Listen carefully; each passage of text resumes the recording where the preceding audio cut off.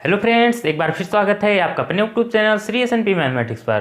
Friends, जैसा कि आप लोग जानते हैं कि इन दिनों हम क्लास 10th में मैथ का चैप्टर 2 कर रहे हैं। इसके पिछले वाले वीडियो में हम लोगों ने एक्सरसाइज 2.1 के में एक ही क्वेश्चन था वो कर लिया था हम लोगों ने, और उसका बेसिक बहुत अच्छे तरीके से हम लोगों ने 9th से उठा करके 10th तक दोनों बहुत अच्छी तरीके से पढ़ा था हम लोगों ने।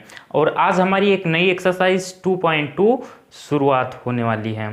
ठीक, तो इस एक्सरसाइज में हम लोग सबसे पहले बेसिक पढ़ेंगे, और मेरा वादा है आप लोगों से कि मेरा ये वाला वीडियो बेसिक का देखने के बाद में अगर कहीं से भी आपको अगर एक्सरसाइज 2.2 के क्वेश्चन अगर प्रॉब्लम करेंगे या पढ़ने की आवश्यकता पड़ेगी तो बताना।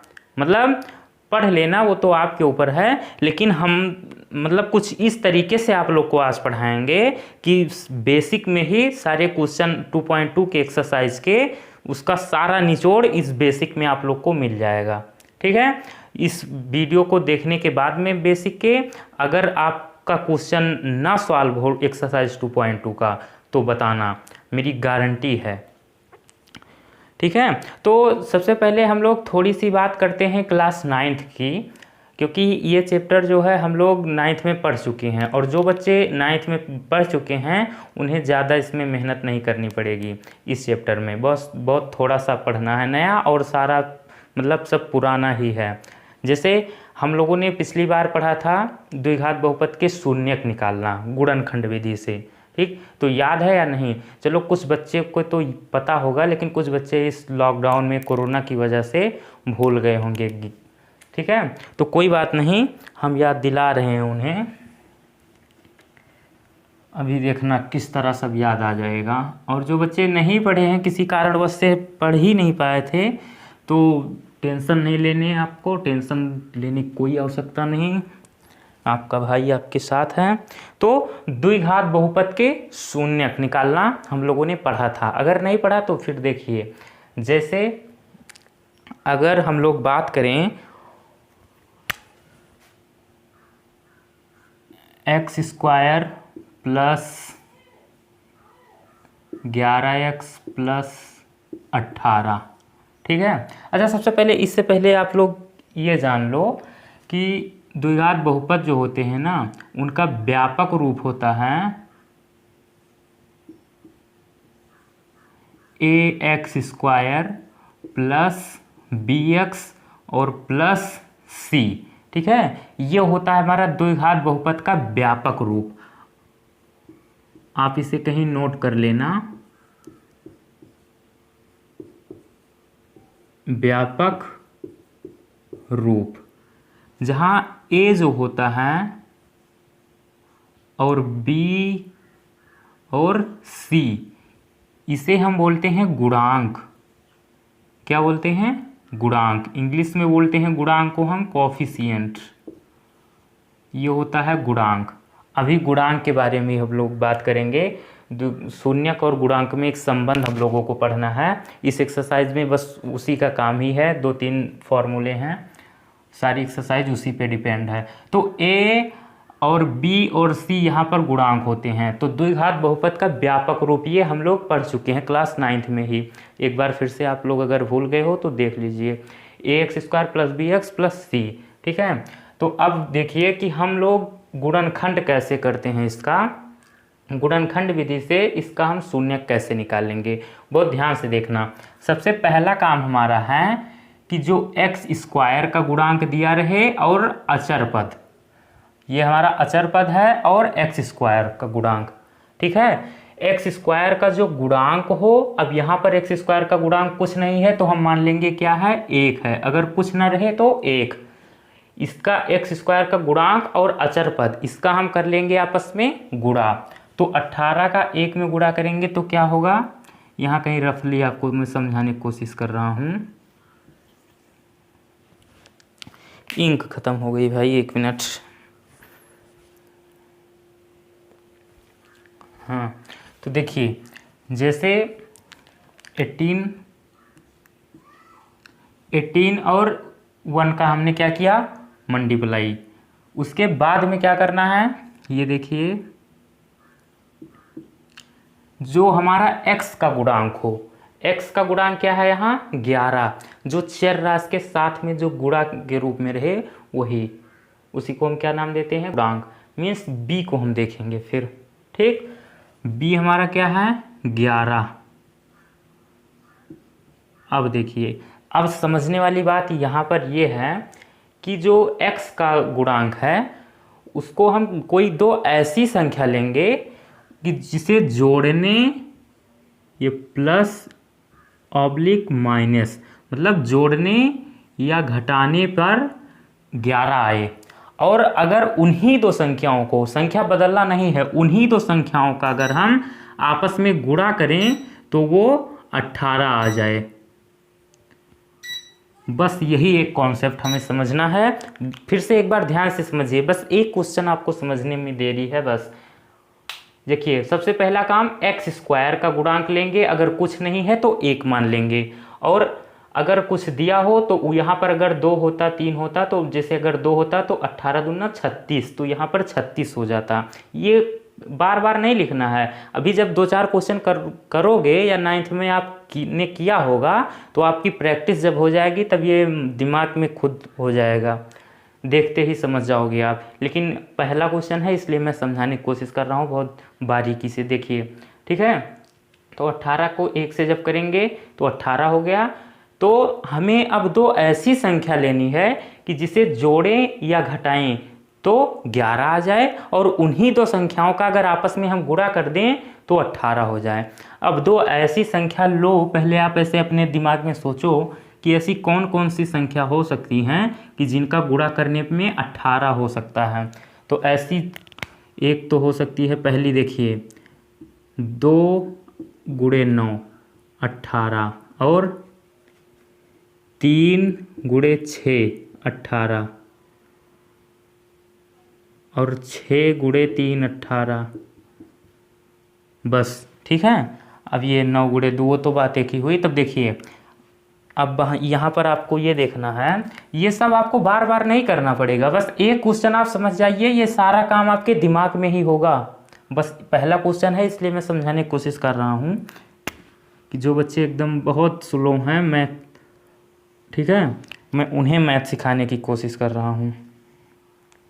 देखिए, तो अगर 6 और 3 का हम गुणा करते हैं तो 6 3 18 तो आ रहा है, लेकिन 6 और 3 को अगर जोड़ें तो 9 हो रहा है, अगर 6 में से 3 घटाएं तो 3 बच रहा है। लेकिन ऐसा नहीं होना है, जोड़ने और घटाने पे 11 आना चाहिए। तो ये तो नहीं हो सकता, तो ये भी नहीं हो सकता। 9 दूनी 18 आ रहा है, और 9 और 2 11, अगर 9 और प्लस 2 जोड़ें तो 11 आ रहा है। तो इसका मतलब ये वाला हमारा आ गया काम में, क्या 2 गुणे 9, 9 दूनी 18 और 9 2 11, बस यही पहचानना है और कुछ नहीं है इसमें। तो इतना क्लियर हुआ।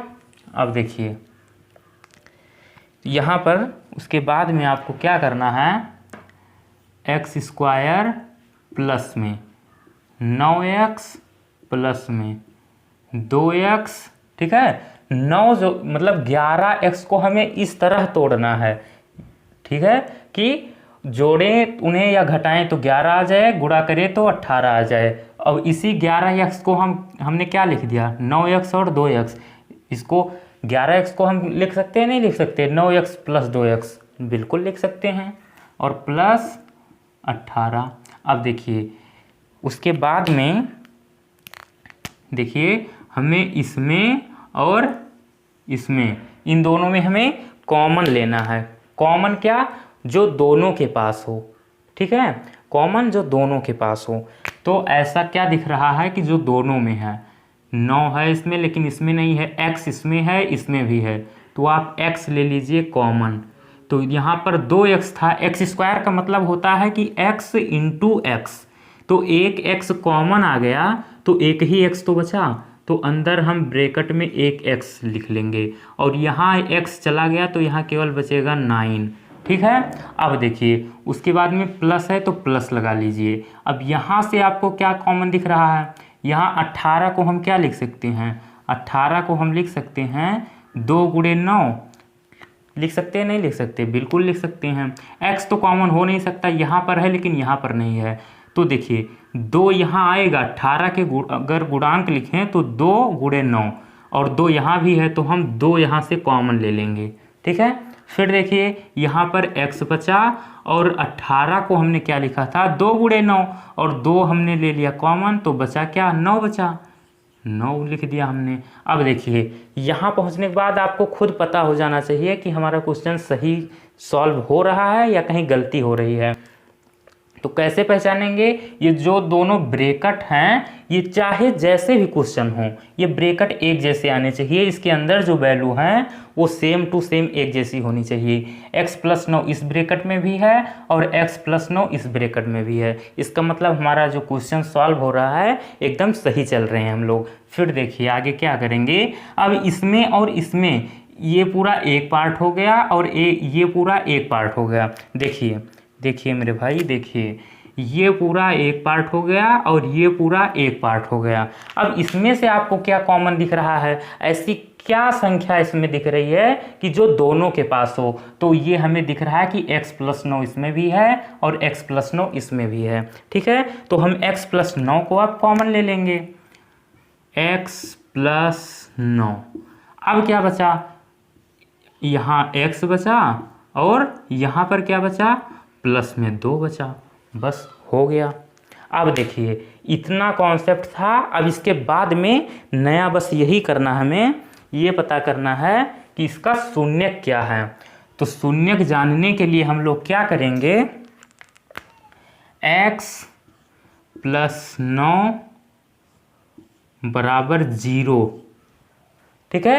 एक ब्रैकेट = 0 कर देंगे और दूसरा ब्रैकेट भी इक्वल क्या कर देंगे, 0 कर देंगे। x + 2 = 0।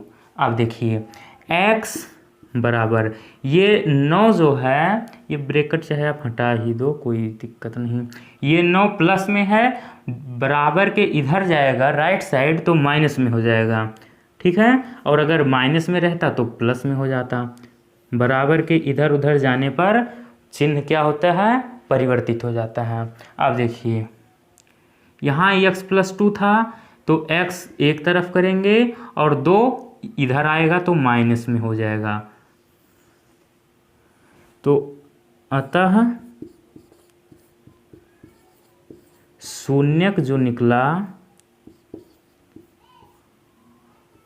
वो क्या क्या निकला, -9 और -2, इसके 2 शून्यक हमें प्राप्त हो गए। ये हम लोगों ने क्लास 9th में ही सीख लिया था, ठीक है। अब देखिए शून्यक का मतलब ये हुआ कि ये दोनों मान अगर उठाकर हम ये जो दिया है द्विघात बहुपद, ये वाला, अगर x की जो वैल्यू है चाहे हम -9 रखें चाहे -2 रखें तो वो 0 हो जाएगा। विश्वास ना हो तो आप करके देख लेना, ठीक है। अगर आप इसका स्क्रीनशॉट लेना चाहें तो आप ले सकते हैं। ले लिया। तो ये था हमारा क्लास 9th का कॉन्सेप्ट। अब इसके बाद में हम आते हैं हमारा जो क्लास 10th लेवल का है, ठीक है। शून्यकों के जो गुणांक होते हैं, ठीक है, और शून्यकों का गुणांक और उनके शून्यकों में संबंध। इस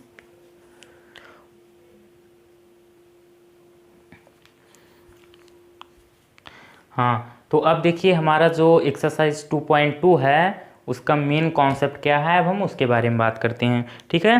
तो बहुपद के शून्यकों और गुणांकों के संबंध के बारे में हम लोग अब बात करेंगे। बहुपद के शून्यक और गुणांक में संबंध। देखिए अभी कुछ ही समय पहले मैंने आप लोग को बताया है कि द्विघात बहुपद जो होता है उनका व्यापक रूप अगर बात करें तो ax² + bx और +c होता है। ये क्या है, व्यापक रूप, व्यापक रूप द्विघात बहुपद का। तो जिसमें मैंने अभी बताया है a और b और c ये क्या होते हैं, गुणांक होते हैं, कोएफिशिएंट। ओके। अब देखिए अब हम इसमें जो एक्सरसाइज 2.2 है, इसके जो क्वेश्चन हैं उसमें 2 फॉर्मूलों का काम है, उसके बारे में बात करते हैं। एक तो है कि शून्यकों का योग और एक शून्यकों का गुणनफल।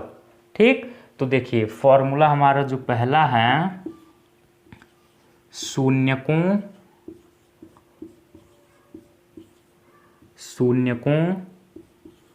का योग, शून्यकों का योग, और एक होता है शून्यकों का गुणनफल।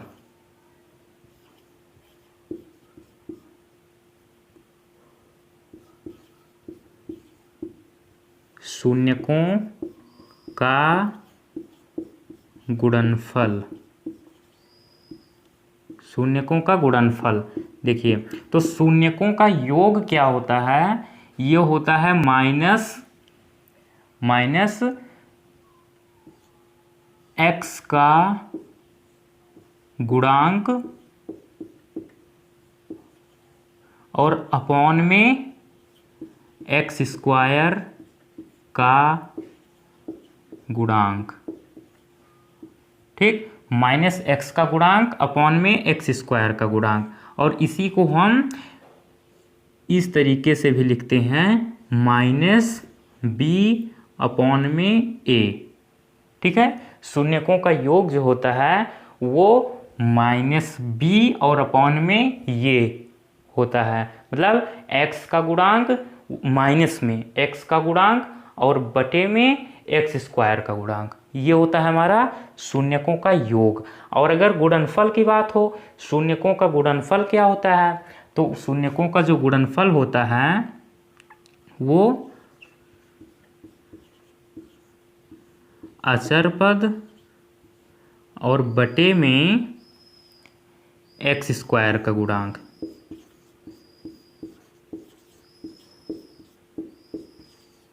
एक्स स्क्वायर का गुणांक, अचर पद बटे में एक्स स्क्वायर का गुणांक। और अगर हम इसे दूसरे रूप में लिखना चाहें तो हम इसे ये भी लिख सकते हैं कि सी अपॉन ए। अचर पद हमारा क्या है, सी, और अपॉन में ये। बस एक्सरसाइज 2.2 इसी पे आधारित है। देखिए तो 2 फॉर्मूले ये आप लोग को पता होने चाहिए। आप इसका स्क्रीनशॉट ले लीजिए, फिर हम इसके 1-2 एग्जाम्पल भी आप लोग को करवा रहे हैं ताकि आप लोग को विश्वास हो जाए कि हाँ क्या ऐसा संभव है या नहीं। ठीक है, तो आप इसका स्क्रीनशॉट ले लीजिए। हाँ, तो इसका उदाहरण आप लोगों को मैं एनसीईआरटी की बुक में उदाहरण नंबर 2 दे रखा है, उसी से आप लोग को मैं ये कॉन्सेप्ट क्लियर करवा दूंगा। इससे हमारा एक तीर से 2 निशाना हो जाएगा। एक तो उदाहरण भी आपका हो जाएगा, दूसरा जो मैंने अभी फार्मूला कराया उसका भी जो उदाहरण जो बताना था आप लोग को वो भी हो जाएगा। ठीक है, तो हम लोग क्या कर रहे हैं, एक तीर से 2 शिकार कर रहे हैं। ये उदाहरण 2 है, द्विघात बहुपद x square plus 7x plus 10 के शून्यक ज्ञात कीजिए और शून्यकों तथा गुणांकों के बीच के संबंध की सत्यता की जांच कीजिए। ठीक है, देखिए x square plus 7x plus 10, x square plus 7x plus 10, पहले हमें शून्यक ज्ञात करना है। ठीक है, ये है हमारा उदाहरण नंबर 2। तो शून्य कैसे ज्ञात करते हैं, गुणनखंड करके।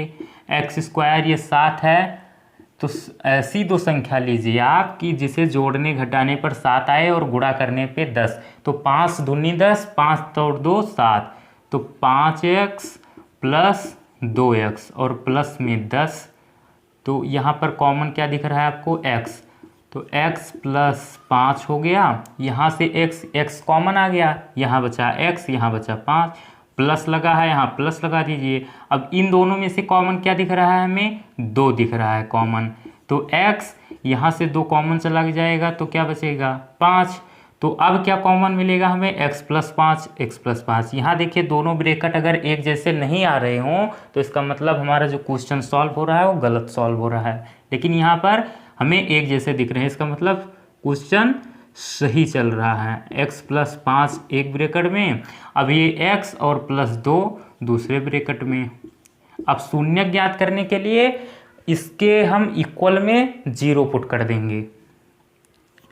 x + 5 बराबर 0, x + 2 बराबर 0।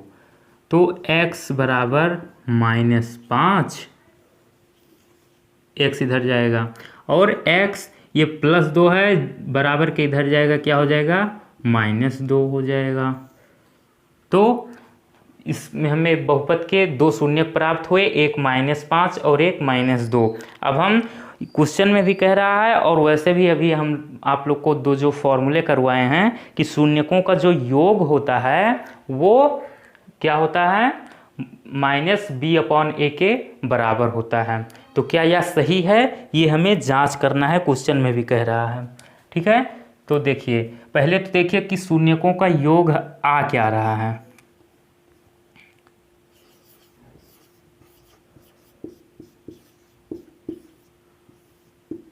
शून्यकों का योग, एक शून्य ये है और एक ये है, -5 और -2, ये बराबर कितना हो जाएगा, -7। और शून्यकों का गुणनफल जो है वो क्या होगा, -5 और -2। तो क्या हो जाएगा, माइनस माइनस का मल्टीप्लाई होगा, क्या होगा, प्लस हो जाएगा। तो 5 दूनी 10 हो जाएगा। तो हमें देखिए शून्यकों का गुणनफल प्राप्त हुआ 10 और शून्यकों का योग प्राप्त हुआ 7। अब हम जांच करते हैं कि क्या ये बात सही है, और कैसे जांच करेंगे, अभी हम लोगों ने जो 2 फॉर्मूले पढ़े हैं उसकी सहायता से। देखिए क्या होता है कि शून्यकों का योग जो होता है वो -b/a के बराबर होता है। योग बराबर -b/a। तो -b, देखिए b क्या है हमारा, 7, और माइनस में और अपॉन में a का गुणांक कुछ भी नहीं दिख रहा है हमें, तो कुछ नहीं दिख रहा है तो हम 1 मान लेंगे। तो -7/1 का मतलब हुआ 7। तो देखिए जो योग आ रहा है -b/a क्या आ रहा है, -7। और शून्यकों का योग कितना आया था, यहाँ आप लोगों को दिख रहा होगा -7 ही आ रहा है। तो योग भी -7 आ रहा है, और इस ये जो फॉर्मूला है इससे भी अगर हम चेक कर रहे हैं तो भी -7 आ रहा है, तो इसका मतलब सही है। यही जांच है। ठीक, अब गुणनफल की अगर हम बात करें तो गुणनफल कितना आ रहा है, यहाँ पर 10 आ रहा है। और अगर सूत्र के हिसाब से हम बात करें तो देखिए पहले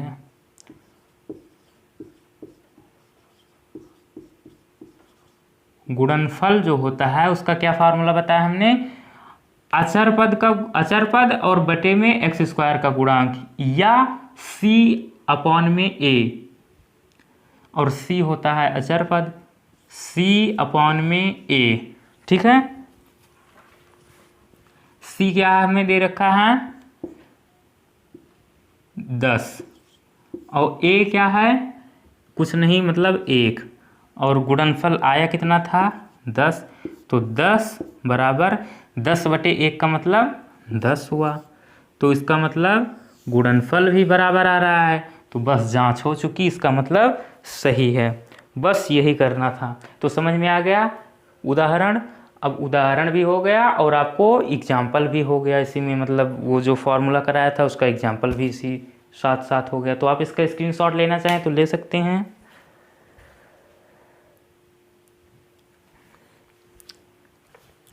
हाँ, तो दूसरा नंबर उदाहरण हो चुका है। जिसे दूसरा नंबर उदाहरण समझ में आ गया होगा उसे समझिए एक्सरसाइज 2.2 का 30% काम खत्म उसके लिए। देखिए अब उदाहरण नंबर 3 है, ये थोड़ा सा हटके है, इसके बारे में थोड़ा 1 मिनट आप इधर देखिए कि जो द्विघात बहुपद होते हैं ax² प्लस bx और प्लस c, ये 3 तरीके के हो सकते हैं। एक तो तीनों दिया रहेगा ax² plus bx plus c, इस फॉर्म में रहेगा। ठीक है, ये तो व्यापक रूप हुआ। एक तीनों दिया रहेगा, एक्स स्क्वायर भी पद भी दिया रहेगा, एक्स वाला पद भी दिया रहेगा और अचर पद भी दिया रहेगा। और दूसरा रूप इस तरीका का हो सकता है A X square plus B X, और तीसरा इस तरीके का हो सकता है A X square plus C. ठीक है, केवल इन्हीं 3 तरीकों के क्वेश्चन हो सकते हैं। और अगर एक्स स्क्वायर का ही पद अगर गायब कर दें तो द्विघात बहुपद बचेगा ही नहीं, वो रैखिक बहुपद हो जाएगा। ठीक है, रैखिक बहुपद, तब तो द्विघात बहुपद का कोई वही नहीं, अस्तित्व ही नहीं है यहाँ पर। तो द्विघात बहुपद केवल इन 3 रूप में हमें मिल सकते हैं। ठीक है, तो उदाहरण नंबर जो 3 है वो इस वाले टाइप का है कि एक्स स्क्वायर का गुणांक दिया है और अचर पद दिया है। ठीक है, हाँ, तो उदाहरण 3 है हमारा कि एक्स स्क्वायर माइनस 3 के शून्यक ज्ञात कीजिए और शून्यक तथा गुणांकों के बीच संबंध में की सत्यता की जांच करनी है हमें। तो एक्स स्क्वायर माइनस 3 का देखिए, सबसे पहले हम शून्यक किस तरह ज्ञात करेंगे। ये हमारा उदाहरण नंबर 3, एक्स स्क्वायर माइनस 3। एक आप लोगों ने फॉर्मूला बचपन से ही पढ़ते आ रहे हैं, पढ़ा भी होगा, याद भी होगा कि ए स्क्वायर माइनस बी स्क्वायर होता है, पहले ब्रैकेट में ए प्लस बी और दूसरे ब्रैकेट में ए माइनस बी। ठीक है, तो अगर जिन्होंने नहीं पढ़ा है या भूल गए हैं वो नोट कर सकते हैं। ए स्क्वायर माइनस बी स्क्वायर, इस तरीके का हमें इसे बनाना है। तो ये तो एक्स स्क्वायर है लेकिन ए स्क्वायर के रूप में, ये क्या है, ये तो है ए स्क्वायर के रूप में, लेकिन ये अभी बी स्क्वायर के रूप में नहीं है। तो हम इसे कैसे बना सकते हैं, देखिए मेरे भाई, कोई भी संख्या हो उसका अगर अंडर रूट का अगर हम वर्ग लिख दें तो कोई प्रभाव नहीं पड़ता। कोई भी संख्या, जैसे देखिए आप लोग, अगर लिखा है 5 और अगर हम लिख दें अंडर रूट 5 का स्क्वायर तो ये 5 ही है। ठीक, अगर लिखा है मान लीजिए 3, तो अगर हम लिख दें इसे कि अंडर रूट 3 का स्क्वायर तो इसका मतलब 3 ही लिखा है। अगर लिखा है 7 और 7 को हम लिख सकते हैं अंडर रूट 7 का स्क्वायर। अगर हमें वर्ग 7 को अगर हम स्क्वायर के रूप में, वर्ग के रूप में लिखना चाहें तो अंडर रूट लगा के लिख सकते हैं। तो 3 को अगर हम लिखना चाहें तो हम नहीं लिख सकते अंडर रूट 3 का स्क्वायर, जी बिल्कुल लिख सकते हैं। तो x square minus under root 3 का स्क्वायर हो गया। अब ये हमारा फॉर्मूला पता चल गया, ए स्क्वायर माइनस बी स्क्वायर इस तरीके का दिखने लगा, नहीं दिखने लगा, बिल्कुल दिखने लगा। तो अब हम इसे क्या लिख सकते हैं, ए स्क्वायर माइनस बी स्क्वायर को कि पहले ब्रैकेट में एक्स प्लस अंडर रूट 3 और दूसरे ब्रैकेट में एक्स माइनस अंडर रूट 3, इसे आप मान लीजिए ये है ए, इसे आप मान लीजिए ये है बी। तो पहले ब्रैकेट में ए प्लस बी, ए है एक्स और बी है अंडर रूट 3, तो पहले ब्रैकेट में एक्स प्लस अंडर रूट 3 ए प्लस बी और दूसरे ब्रैकेट में ए माइनस बी मतलब एक्स माइनस अंडर रूट 3। इतना काम हो गया। अब देखिए, अब हमें क्या शून्य ज्ञात करना है। तो शून्य ज्ञात करने के लिए ये जो है इसके बराबर में हम 0 कर देंगे। x प्लस अंडर रूट 3 बराबर 0, तो x बराबर माइनस अंडर रूट 3। एक शून्यक हमारा आ गया माइनस अंडर रूट 3, और अगर दूसरे शून्यक की बात करें तो वो क्या होगा, देखिए x minus under root 3 is equals to 0, तो x बराबर क्या हो जाएगा अंडर रूट 3। तो 2 शून्यक हमें मिल गए, माइनस अंडर रूट 3 और प्लस अंडर रूट 3। अब हमें ये देखना है कि इनके शून्यक और गुणांक के बीच में जो संबंध है उसकी सत्यता की जांच करनी है, क्या यह सत्य है या असत्य है। तो देखिए कैसे जांच करेंगे हम लोग।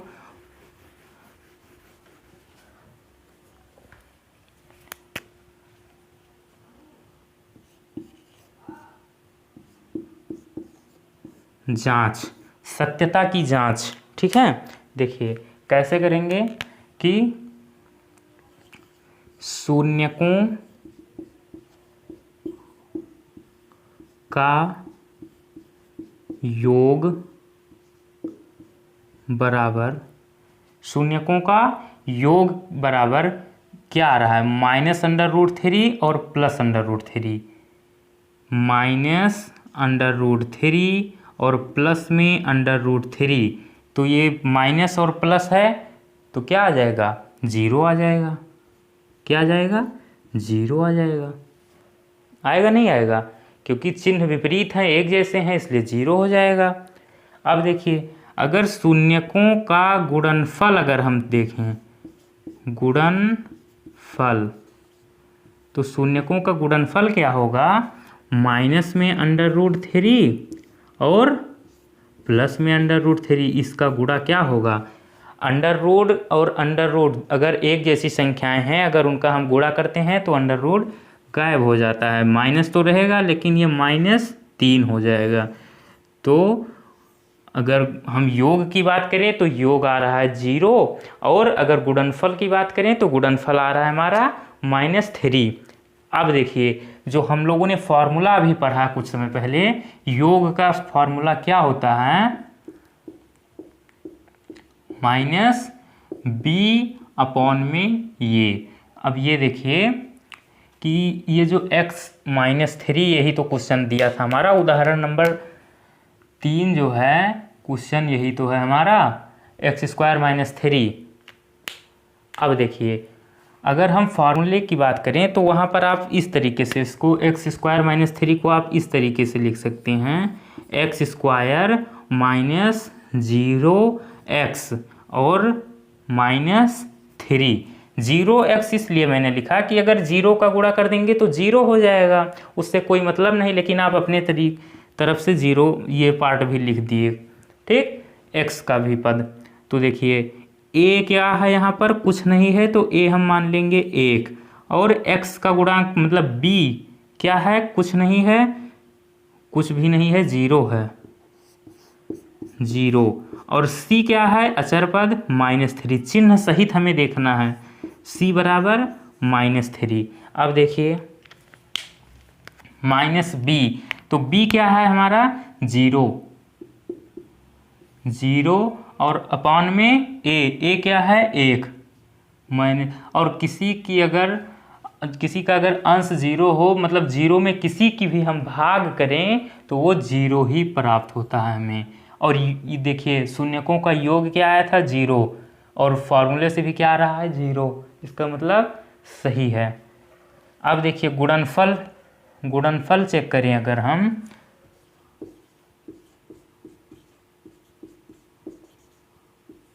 तो गुणनफल क्या होता है, c/में a, और c क्या है, -3 और अपॉन में a क्या दे रखा है, 1, तो ये हो जाएगा -3, और यहाँ पर देखिए क्या आ रहा था, -3, सही है इसका मतलब। तो समझ में आ गया, आप इसे नोट कर सकते हैं। अगर समझ में ना आया हो तो एक बार वीडियो को बैक करके फिर से देख सकते हैं।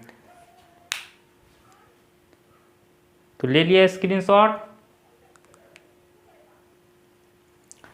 हाँ, तो अब हम लोग उदाहरण नंबर 4 देखते हैं। ये उदाहरण अपने आप में बहुत ही इम्पोर्टेंट है, ठीक है, इसे हम लोग ट्रिपल स्टार दे सकते हैं, और बहुत ही इम्पोर्टेंट है अपने आप में, वेरी वेरी इम्पोर्टेंट। तो बहुत ध्यान से देखना कि एक कॉन्सेप्ट हमारा इस प्रश्नावली में और रहेगा कि 2 शून्यक दिए रहेंगे, मतलब शून्यकों का योग और शून्यकों का गुणनफल, और हमें एक बहुपद बनाना रहेगा। अब मतलब अभी तक जो हम लोग करते आ रहे हैं उसका एकदम उल्टा है। अभी तक क्या करना था, हमें बहुपद दिया था और उसके हमें शून्य ज्ञात करने थे, ठीक।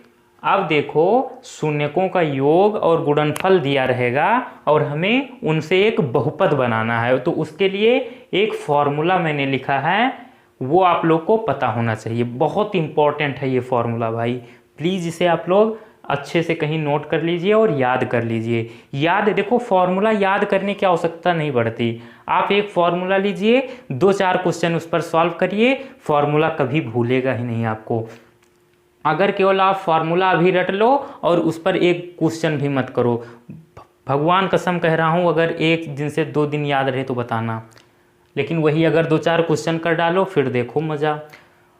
देखो, मैथ प्रैक्टिस मांगती है भाई, ठीक है, रटने वाला सब्जेक्ट नहीं है मैथ। जितनी प्रैक्टिस करोगे उतना आएगा आपको। देखो देखो के हम लोगों ने क्यों लिखा, देखो ज़्यादातर टीचर जो हैं केवल इतना इतना हटा दो, x² माइनस शून्यकों का योग और इंटू में x प्लस शून्यकों का गुणनफल, इतना ही पढ़ाते हैं आप लोग को। और आप लोग अगर कहीं पढ़े भी होंगे तो इतना ही केवल पढ़े होंगे। ये के जो होता है इसकी बहुत बड़ी भूमिका होती है। अगर ये ना लिखो ना तो अगर कोई थोड़े अच्छे टीचर होंगे तो वो काट भी देते हैं क्वेश्चन, और कोई होते हैं सही भी कर देते हैं। लेकिन हम अगर हमारे ऑफलाइन कोचिंग में काट दिया जाएगा भाई, तो इस ये के लिखना अपने आप में बहुत ज़रूरी है। क्यों है अभी मैं आप लोग को आज क्लियर करवा दूंगा। आज तक आप लोग का क्लियर नहीं हुआ होगा, अगर कहीं पढ़े भी होंगे तो ये नहीं पता होगा कि के क्यों लिखा जाता है आखिर में। आज देखना। देखो अब हम बात करते हैं उदाहरण की, उसके बाद में मैं आपको समझाऊंगा के का मतलब। इसमें दे रखा है शून्यकों का योग और गुणनफल जो है वो क्रमशः -3 और 2 है। मतलब योगफल जो है -3 है और गुणनफल 2 है। उदाहरण नंबर 4, योग है -3 और गुणनफल जो दे रखा है वो क्या है 2। अब देखिए हमें एक बहुपद बनाना है, उठाकर ये वैल्यू इस फॉर्मूले में पुट करिए, के x² माइनस शून्यकों का योग -3 है, -3 और बाहर ब्रैकेट के x, फिर प्लस है प्लस लगाइए, शून्यकों का गुणनफल है 2। बस अब देखिए के x² माइनस का अंदर जब माइनस माइनस का गुणा होगा तो हो जाएगा प्लस, और 3 और इसका x का होगा तो 3x + 2। अब देखिए अब के का यहाँ समझिए कि हम लोगों ने के क्यों लिखा और आखिर क्यों लिखा जाता है। देखिए अगर यहाँ पर कहीं अगर गुणनफल इसका अगर होता 2/5 अगर आ जाता है तो 2, लेकिन मान लो सपोज डैट अगर 5 बटे में आ जाता तो हम ये यहाँ जो बटे में है, ठीक है, इसको जोड़ते समय हम एलसीएम लेते तो एलसीएम क्या आ जाता है इसका 5 आ जाता। ठीक, फिर देखिए के का मान हम 5 मानते, हमें कुल मिलाकर ये जो नीचे एलसीएम रहता है इसका एलसीएम को ख़त्म करने के लिए यहाँ के को हम लोग लिखते हैं। और अगर कुछ नहीं है तो इसका एलसीएम क्या है 1 है। ठीक, अगर कुछ नहीं तो 1। कई क्वेश्चन ऐसे भी आएंगे कि यहाँ एलसीएम भी रहेगा नीचे, तो उसी को ख़त्म करने के लिए हम के रखते हैं। तो देखिए के को कैसे ख़त्म करेंगे, तो ऐसे आप लोग ब्रैकेट में लिख देना के बराबर 1 रखने पर, और अगर यहाँ कुछ एलसीएम होता तो के बराबर उतना रखने पर। बस इतना आप लोग को लिखना है। तो अगर हम के की वैल्यू 1 रखेंगे तो अंदर सब में 1 से गुणा हो जाएगा, लेकिन उस पर प्रभाव कोई नहीं पड़ेगा, वो जैसा है वैसा ही रहेगा। अगर 1 का सब में गुणा करेंगे तो ये इतना ही रहेगा।